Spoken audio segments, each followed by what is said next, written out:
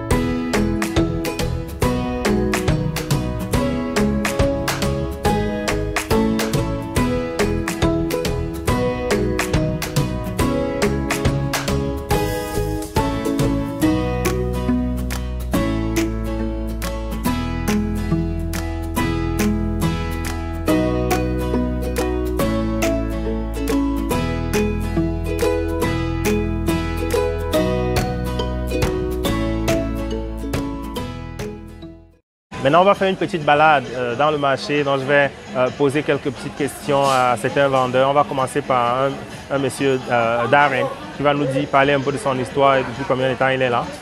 Après cela, on va aller voir dans un comptoir comment on nettoie le poisson. Donc, ce qui se passe lorsque vous achetez le poisson au marché, quel est le processus du moment où vous achetez jusqu'au moment où c'est emballé et ça vous est remis. Alors, je suis ici avec mon ami à qui je vais poser quelques petites questions. Il a un comptoir ici où il vend les poissons. What time do you open the market, please? 5 o'clock. Donc, ils ouvrent le marché à 5 h du matin. And what time do you close it, please? 12 o'clock. 12 o'clock. 12 p.m. 12 p.m. Donc, à midi, le marché est fermé. And who cleans this for you? Myself. Donc, chacun nettoie son comptoir. Tout est vraiment bien, tout est beau. Do you have water flowing all the time? Oh, they never cut the water? No. This on myself. Oh, you pay your bill? Yes. Ok. Et ici, là, c'est un robinet avec son compteur. Donc, la quantité d'eau qu'il utilise sur son comptoir, il paye. Chaque comptoir a son compteur que je vais vous présenter tout à l'heure. Okay. And from where do you get the fish? The sea. Deep sea. Deep sea. Les poissons sont essentiellement les poissons de mer ici. Do you also get fish from farms? No. Just in the sea only. Ok, ce sont essentiellement les poissons de mer. Mais dans un autre marché que j'ai visité, il y a un monsieur qui m'a dit qu'il y avait une entente avec une pisciculture qui lui livrait le poisson sur une base régulière aussi. And do you fish yourself? My brother. Ok. Son frère, c'est un pêcheur. And how does it work? So you pay your brother when he comes with the fish? Yes. Do you go to get the fish from him or does it bring the fish here? He go to cash, then buy for me. Okay. Then I buy and I sell. Oh, he brings it here for you? Yeah. No, I go to take. You go to take. Donc son frère qui est pêcheur, ils ont une entente déjà, son frère pêche. Et lui, il va au débarquement, il achète à son frère et il rapporte de tout ici. Mais il y a certaines personnes qui ont ce qu'on appelle des intermédiaires, des middlemen, qui vont aller acheter au niveau des pêcheurs et venir revendre le poisson au marché. C'est ce qu'une autre personne me disait. OK. But you make business, you make money with all this. Make money Yeah, do you have a profit? You for free. I know something about because he got many fish, so many for fish. So OK. it's little bit only and then cannot. Donc, quand il parvient à acheter beaucoup de poissons et à revendre beaucoup, il se fait beaucoup d'argent. Mais quand il n'en vend pas assez, il ne se fait pas du profit. And when you don't sell the fish at the end of the day, what do you do with that? What? If you don't sell the fish at the end of the day, what do you do with the fish? I go to collect the fish. Then after that, tomorrow want to sell again. Okay, you freeze that. You keep the fish somewhere? Yes, at the sea, the beach, Okay. or the ship go to catch. Then I go to waiting the fish come back, a boat come back. Then I go to Right. collect. Yeah, but you have fish here now. If you don't sell this at noon, when you have to close the shop, what do you do with the fish that you didn't sell?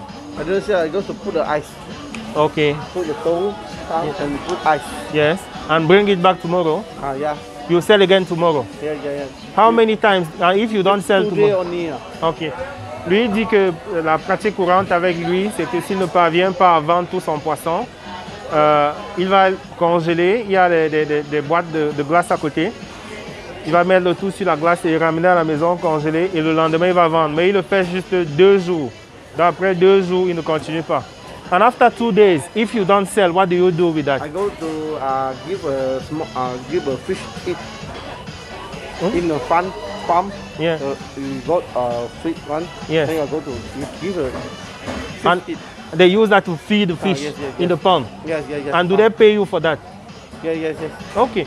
Et après 2 jours, s'il n'a pas pu vendre, il va au niveau des cages où on élève les poissons carnivores et on utilise ces poissons juste après 2 jours de congélation, après avoir congelé juste une nuit. S'il n'a pas pu vendre le lendemain, il va et c'est utilisé comme aliment pour élever les autres poissons dans les cages. Donc ce n'est pas consommé, de ce qu'il dit. And how long have you been doing this, please? Huh? How long have you been So working? many years. So many years. How many years? 10 years. Ok, ça fait 10 ans qu'il est vendeur de poissons dans ce marché. Always in this market. No. I just in the market is 4 years only. Ok, Another 6 years I at home. ok. Et ça fait à peu près 10 ans qu'il vend le poisson. Il vend dans ce marché depuis 4 ans, mais il a aussi vendu du poisson pendant à peu près 6 ans à la maison. What's your name, please? Darren. Son prénom c'est Darren. And how old are you? 37. Darren a 37 ans. I'm very happy, Darren, that you take the time to answer my questions. It's okay. And I thank you very much for the time you took to answer this question. I really appreciate very much. Okay. Donc, je le remercie pour le temps qu'il nous a consacré. Et on va parler d'autres sujets maintenant dans ce marché. Il a son robinet à lui, comme vous pouvez voir. Il a son robinet pour l'eau potable et courante avec lui. Et il y a un compteur carrément qui lui a assigné à lui tout seul. Et ils ont toujours un petit seau comme ça à côté qui contient de l'eau dans laquelle les acheteurs nettoient leurs mains, puisque l'acheteur généralement touche à son poisson, il choisit son poisson lui-même. Donc c'est dans cette eau-là que l'acheteur nettoie ses mains. Et c'est la même chose ici aussi, vous voyez juste à côté de la balance, il y a les acheteurs qui vont prendre leur poisson eux-mêmes pour placer sur la balance. Et là, il y a une petite bassine avec de l'eau pour nettoyer leurs mains. Et ce sont mes amis. Hello. How are you? Okay, nice to meet you. Thank you. Okay. Et eux aussi, ils ont leur petit robinet ici, comme vous pouvez voir avec leur compteur. Alors, lorsque vous achetez votre poisson, comme la dame qui est en train d'acheter le poisson ici, vous payez, le monsieur pèse, et une fois qu'il a pesé le poisson, il passe le poisson à ses collègues qui sont ici, qui nettoient pour vous. Donc, elles prennent vraiment le temps d'enlever les écailles, d'enlever les branchies, d'enlever tout le tube digestif. Et emballent, comme celle qui est ici, en fonction de ce que vous voulez. Ils vous donnent un poisson frais, pêché le jour même, nettoyé. et il n'y a pas de coût supplémentaire. Donc une fois que vous avez acheté votre poisson et que vous avez payé pour le poisson, on ne vous charge pas un montant supplémentaire pour nettoyer et emballer. Ça fait partie du processus. Mais vous pouvez aussi carrément acheter votre poisson et aller nettoyer à la maison. Mais en général, les gens préfèrent payer, faire nettoyer, parce qu'avec ça, quand même, ça réduit le travail. Et à la maison, bien sûr, laver encore le poisson et enlever peut-être les dernières écailles. Donc la dame a acheté son poisson, elle est contente, elle est satisfaite. Et comme vous pouvez remarquer, on nettoie l'endroit, c'est vraiment propre. Rien ne reste. Rien n'est lancé au sol et tout. Tout est vraiment bien fait. Il y a un robinet juste à côté. Bien sûr, l'eau coule dans le robinet. Il n'y a pas de coupure d'eau. La coupure d'eau est très rare ici. Et voilà à peu près comment ça se passe au marché. Dans les supermarchés, c'est à peu près la même chose, à la différence que le poisson est congelé.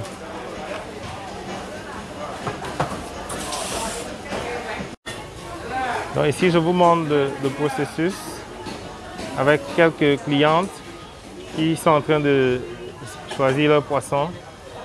Le poisson est pesé, on leur donne le prix. Ça les intéresse. Et comme tout à l'heure, il y a une dame qui va nettoyer leur poisson. Et remarquez que pour une personne, elles sont deux personnes, mais elles achètent deux poissons. Et parfois, c'est pour toute une famille. Et la dame a dit ce qu'elle voulait qu'on nettoie sur le poisson. C'est exactement ça qui a été fait et le poisson a été emballé par la suite. Et en plus de cela, ils sont en train de prendre des crevettes géantes.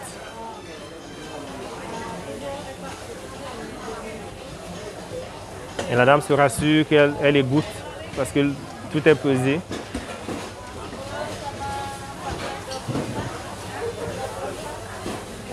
C'est emballé, payé, propre, c'est fini. Elle a remercié au champ de la tête et le tout est joué. Donc voilà à peu près comment ça se passe. C'est rapide puisque le poisson est déjà nettoyé pour ce cas précis. C'est apparemment déjà écaillé.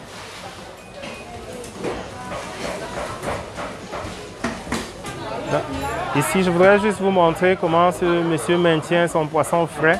Donc régulièrement, il verse de la glace là-dessus. C'est en fait dans l'eau en fait froide.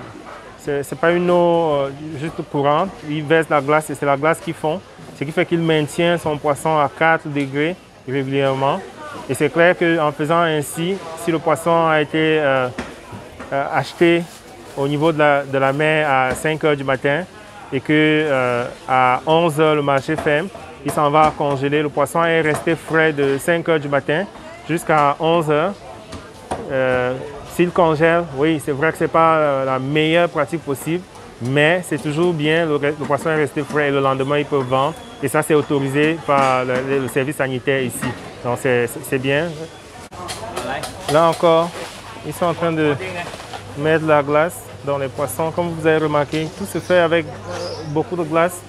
Ils essayent de maintenir le tout beau et propre et surtout frais.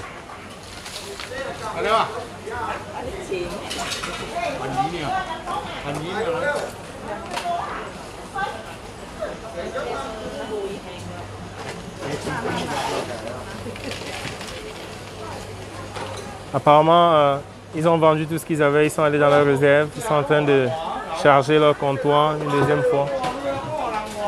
Mais vraiment, c'est beau de voir comment tout est maintenu frais.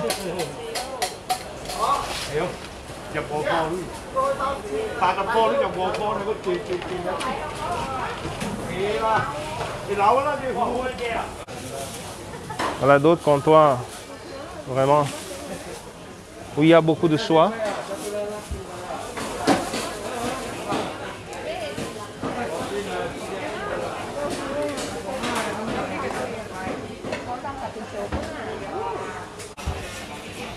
Une fois le poisson nettoyé, dans tous les déchets comme les écailles, le tube digestif, les branchies et tout, sont collectés et tous mis dans des bassines comme ça, de façon à ce que tout est au même endroit. Ça ne reste pas toujours au comptoir et ils ont une équipe de nettoyeurs mandatés pour venir à la fin de la journée seulement pour collecter cela. Donc, ils sont vraiment bien organisés dans leur marché. Tout est planifié, même la gestion des déchets au niveau du marché de poissons. J'ai demandé à un vendeur ce qu'ils font de tous ces poissons-ci, au cas où ils ne parviennent pas à vendre tous les poissons. Il m'a dit que, étant donné qu'en Asie, il y a beaucoup de ce qu'on appelle food court, il y a beaucoup de petits restaurants de rue, les maquis, comme on dit en Côte d'Ivoire, ou les tournes d'eau. À la fin de la journée, juste avant de fermer le marché, ils ont des clients spéciaux qui arrivent et qui rachètent pratiquement tout pour aller vendre dans les restaurants, des choses comme ça le soir. Donc, tout leur poisson est vendu et pour certains, bien sûr, ils congèlent quand ce n'est pas vendu. Mais en général, de ce qu'ils m'ont dit, ils ont un plan d'affaires qui fait qu'ils ont des façons de faire pour vendre tous leurs poissons, tout ce qu'ils achètent. Et beaucoup d'entre eux sont très sages. Les Asiatiques sont très méticuleux. Ils ont des données qui leur montrent à quel moment on achète beaucoup de poissons, quel moment de l'année. Aussi, quelles sont les quantités qui sont achetées pendant une semaine. Ils n'achètent pas la même quantité de poissons le lundi, le mardi et le mercredi. Parce qu'ils sont sages. Ils ont des modèles, des calculs qu'ils font au préalable. Et en procédant de cette façon-là, ils savent très bien quelle quantité acheter, quelle quantité va être vendue. Si les restaurants, par exemple, vendent très peu de poissons le lundi, ils vont acheter très peu de poissons le lundi pour pouvoir ravitailler leurs clients qui sont les restaurants avec le poisson qu'ils n'ont pas pu vendre en journée. Donc, ce sont des gens vraiment propres, méticuleux et c'est impressionnant la façon dont ils font, la façon dont ils gèrent leur marché.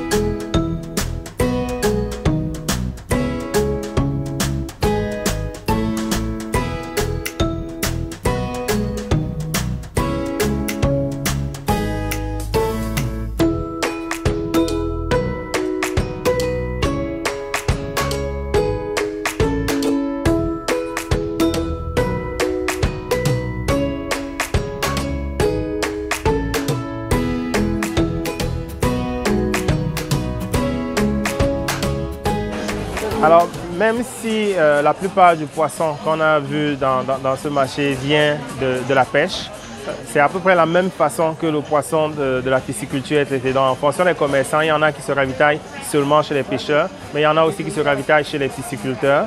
Et ils traitent les poissons au marché de la même façon, ils essaient de maintenir tout frais. Comme vous pouvez le remarquer, il n'y a vraiment pas de mouches. Tout est propre, tout est bien nettoyé, il y a de l'adduction d'eau qui coule régulièrement. J'espère que cette petite balade dans le marché frais de Tanjou Tokong à Penang vous a plu, que vous avez une idée de la façon dont les commerçants vendent leurs poissons et que ça pourra édifier plus d'un d'entre vous qui sont en train d'élever le poisson et qui parfois, comme on l'a vu dans plusieurs pays africains, ce sont les femmes qui vendent leurs poissons dans les marchés. Vous avez une idée de la façon dont le marché est organisé ailleurs, comment les comptoirs sont organisés, maintenus propres et aussi comment on fait pour maintenir les clients. Donc, ils savent qu'ils arrivent le marché entre 5 h du matin et 11 h. Quand ils achètent, il y a un service supplémentaire qui peut se faire. Dans certains contextes, ça peut être payé, mais ici, vous avez remarqué que ça se fait gratuit. On nettoie, on emballe, on vous donne, tout le monde est content. Ça fait que les gens ont envie de revenir. Et vous avez aussi remarqué, pour ceux qui achètent, ce sont des petites quantités, juste la quantité qu'il faut pour une consommation familiale d'une journée. Et j'en profite pour vous dire que les Asiatiques, même s'ils mangent beaucoup de poissons au cours de l'année, en termes de quantité, ils mangent de très petites quantités. Donc c'est normal pour une famille asiatique d'acheter un poisson de 500 grammes et de manger à 3 ou 4 personnes. Et à côté du poisson, ils vont toujours mettre une crevette ou telle, mais les quantités vraiment comparées à ce que nous mangeons chez nous, au Cameroun, au Congo, au Mali, au Togo, où chacun mange un gros morceau de poisson, parfois même un poisson entier. C'est très rare de voir en Asie une personne manger un poisson entier. C'est pour ça qu'ils viennent, ils achètent des petites quantités, comme vous avez pu voir. Ils emballent, mais ils le font tous les jours. Et comme ils le mangent pratiquement tous les jours, ils finissent par consommer beaucoup plus de produits halieutiques que le reste du monde entier. Je vous remercie vraiment pour le temps que vous avez consacré à regarder cette vidéo et j'espère qu'on va continuer dans cette lancée tous ensemble sur All About Aquaculture, tout sur l'aquaculture au profit de l'Afrique. Merci.